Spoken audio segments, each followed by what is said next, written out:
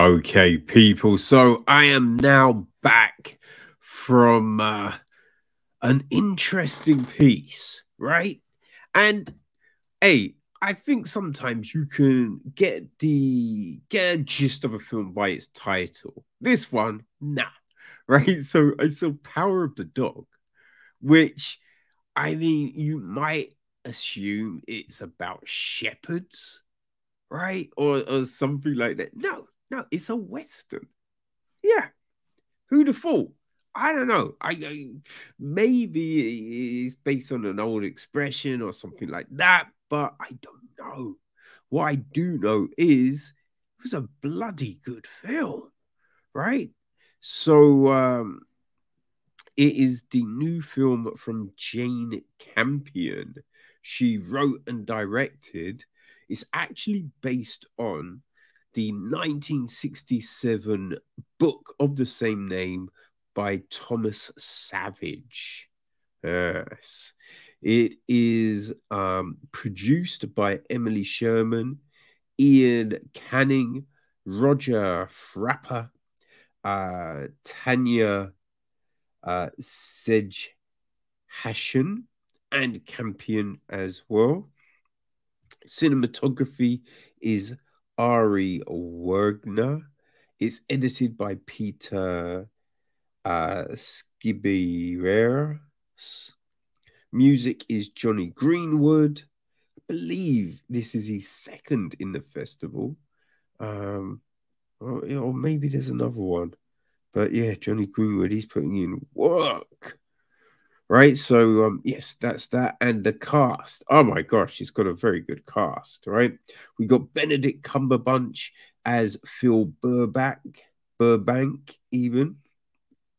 And Jesse Plemons plays his brother George Burbank.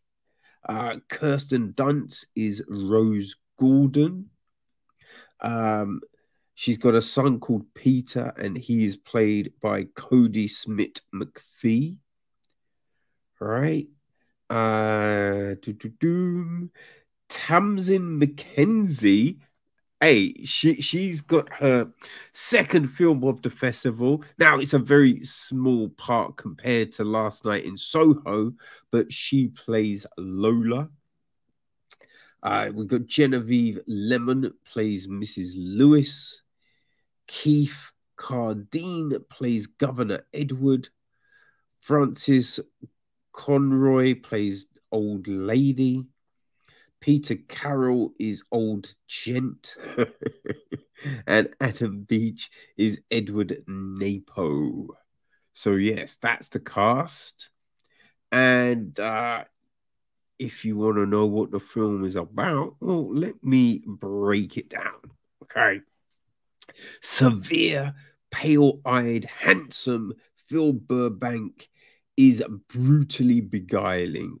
All of Phil's romance, power, and fragility is trapped in the past and in the land. He can castrate a bull calf with two swift swoosh of the knife. He swims naked in the river, smearing his body with mud. He is a cowboy as raw as his hides. The year is 1925. The Burbank brothers are wealthy ranchers in Montana.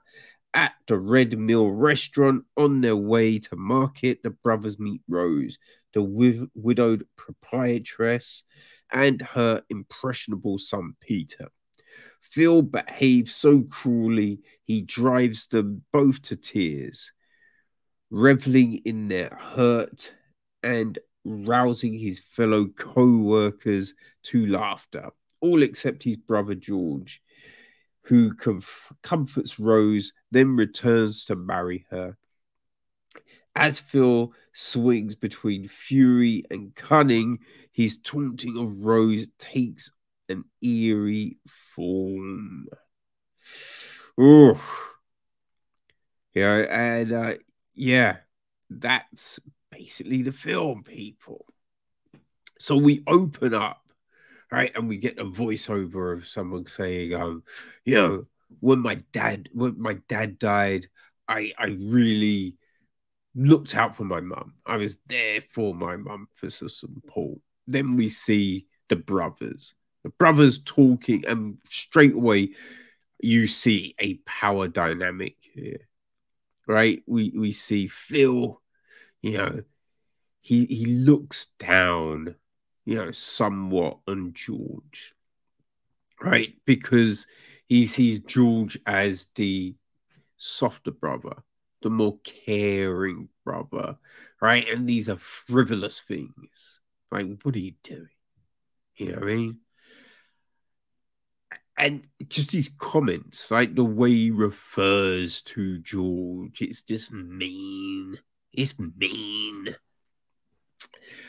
But it's also it's weird though, right? Because within the film itself, we're seeing all of this, but you also see that he does care for his brother, right? Like he will do things to help George. So it is part of it is that whole sibling rivalry thing, but there is definitely a mean streak to Phil. And you do wonder what led him to this, right? Did someone he cared about die? Was he betrayed? Like, what was the thing? Now, he he reveres oh my gosh. I'm trying to think of the dude's name. Like I was gonna say Buffalo. I'll say Buffalo Jack. I think I've got that wrong though. Right? And he's a guy that taught Phil and George how to be ranchers. Right. And it seems like they both had nothing going for them. Right? Nothing at all. And this guy just took them under the wing, right? Taught them, gave them this opportunity, and now, they're wealthy, man. They're living large, right? So he will always refer back to Buffalo Jack. You know, what I mean? That's his person on the pedestal, right? And throughout the film, he will refer to him.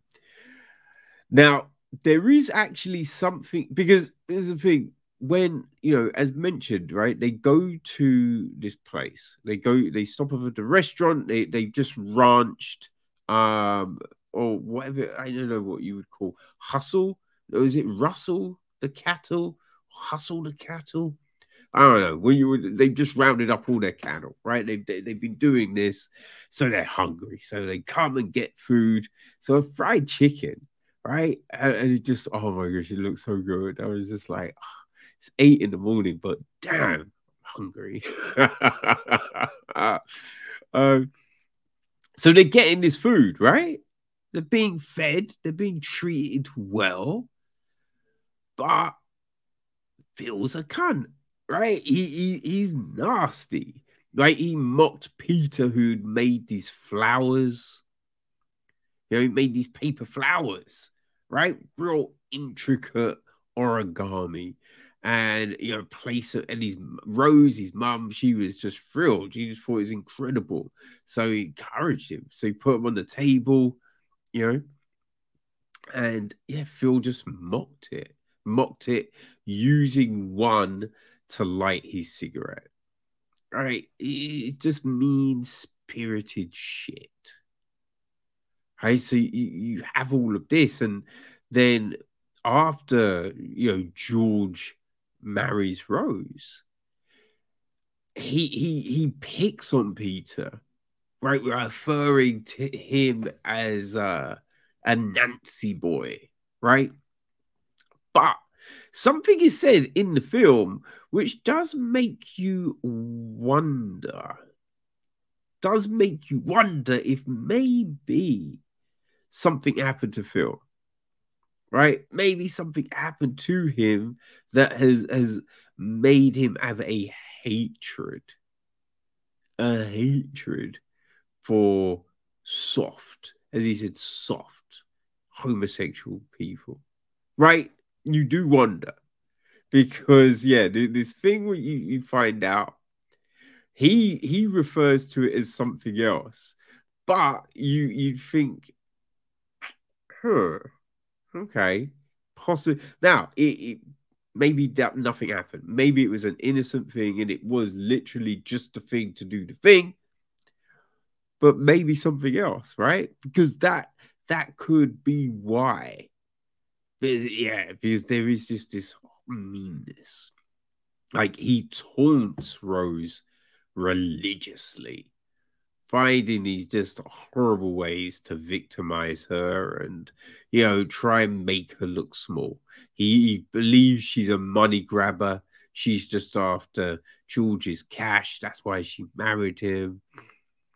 It's it's interesting. Though one thing he does say about Rose is kind of true. It is kind of true, right? Now, I think what we see, because, essentially not a crazy lot is happening in this film. It's mainly like these people inhabiting this space, right? How they're impacting their lives and all of that. But it is so compelling. It feels so rich. Oh my gosh, it feels so rich. And partly that is because the incredible cinematography. Oh my gosh. Right? We often are seeing these sprawling hills, right? The kind of the dust tundras of the outback, right? The West. Right, we see all of this, and it is these rock formations and all of that. And I think part of it is, it looks great, but then we also kind of hear that Phil can see something in this, right? He knows where the cattle is. He's got an eye. He can read the ground. He can read the ground. And I think he's surprised when Peter seems to have that same ability, you know? But yeah, it's so just, whew, it's so nice. So this film looks great. It looks great. Think of some of your favorite westerns. Seraphina Falls came to mind watching this. So there will be, Old Country for No Men, right? There will be blood, right? It's got that similar kind of feel to it. But also the score. Johnny Greenwood is a master when it comes to score, and it's just these riffs, right? These guitar and I don't know. I thought there was some cello or some other instruments up in there, and it's just the way the music kind of is just there inhabiting the background, right? Just lifting it up. It really works. I really enjoyed it. It's just a really just rich film. Like the acting is fantastic. The acting is fantastic. Everyone really delivers these roles. You believe all of these characters. You see the Corsic side of Phil. We see this, caring side of George. Rose comes off as, this fragile, loving person that wants to take care of her son, trying to fit into this situation. All of that really comes to life. And, Peter, right? Joey brings Peter to life. Like we see Peter, there's a lot of different faces to Peter in this film, right?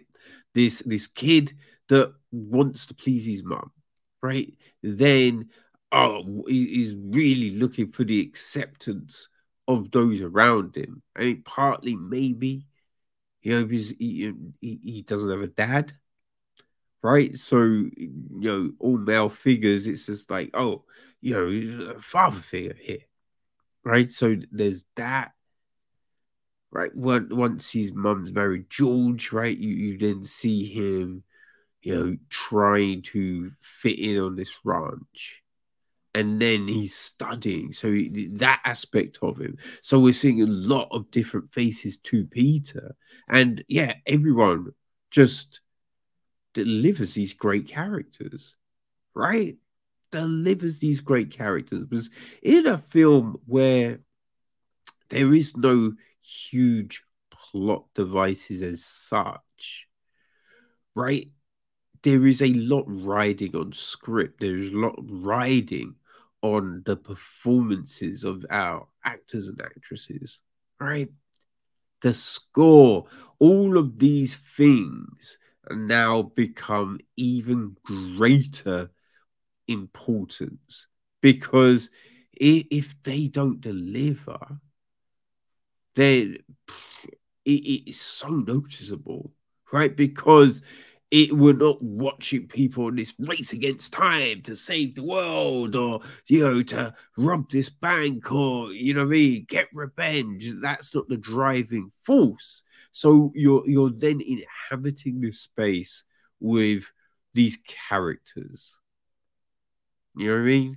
You are sucked in to look at this. We're now voyeurs and they have to deliver. And with the power of the dog, oh my days, people, everybody delivers. Everyone really does. There is some just powerful moments in the film, and the end really does kind of, it does hit you because you're like, yo, what the fuck? Like nothing huge happens, but just the ramifications of a thing. And you're just like, whew. But the West be hard, people. The West be hard. So, right? Anything's possible. You do wonder. But you do kind of wonder, was it an accident? Was it on purpose? Like, what happened? What happened? Right? So, man, there's so much to this film, which weirdly, I don't think you would suspect. I don't think you would suspect when someone just tells you the plot, the gist of it all, right? You'd be like, I mean, is that really going to be compelling? Do I really care? People, trust me, you will. Oh my gosh, you will find it compelling and you will care. Now, you might think to yourself, how am I going to get to see this film? Well, I can tell you, people. I can tell you. Because it's going to hit the cinemas, and then it's coming to the streamers, right? Which is yeah, always a good look. Always a good look. But before that, is it's always good to try and I think see these things in the festival. If you can, just because it's that, I don't know, there's a vibe to it, right? There's a vibe. So if you didn't get a chance to see it today, it's screening tomorrow, Tuesday the 12th. So it's midday, right? 2:45, 2:45, and it's playing at the Royal Festival Hall, which does seem like a very fitting venue for this film. It is also showing on the final day, Sunday the 17th of October at 8:20 p.m. And this time it's at the BFI South Bank NFT1. Now, at the moment, it is showing as sold out. But as you know, people, these things change. right? So if you checked on the day, there's possibly gonna be returns. But if you don't get to see it at the festival, don't worry, because it will be hitting cinemas for a limited release from the 17th of November. And then it comes to Netflix on the 1st of December. So, yeah, there are your opportunities to view this, people, and view this. I believe you should. But yeah, Jane Campion and Peoples really did their thing here. The power of the dog. Oh, it is a nice one. It